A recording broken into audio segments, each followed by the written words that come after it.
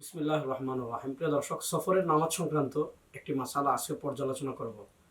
মনে করেন কারো সফর অবস্থায় নামাজ কাজা হয়ে গিয়েছে কোনো কারণে, এখন বাড়িতে আসার পর বা মুকিম হওয়ার পর সে নামাজ আদায় করছে।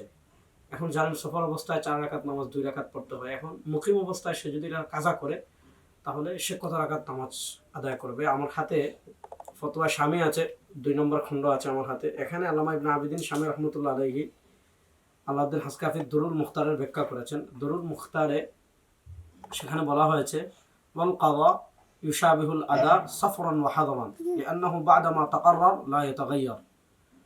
অর্থাৎ নামাজটা যেই অবস্থায় ফরজ হয়েছে সেই অবস্থাতেই কাজার সময় থাকবে।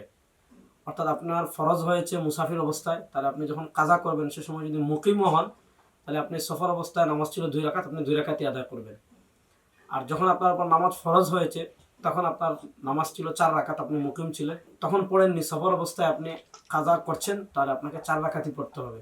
এক্ষেত্রে মুসাফির থেকে মুকিম হলে, মুকিম থেকে মুসাফির হলে কাজা নামাজের ক্ষেত্রে শরিয়ার বিধান প্রযোজ্য হবে না, শরিয়ার বিধান পরিবর্তন হবে না। সফরের অবস্থায় 2 রাকাত ছিল, এই 2 রাকাত নামাজ যদি কাজা করেন 2 রাকাতই পড়বেন।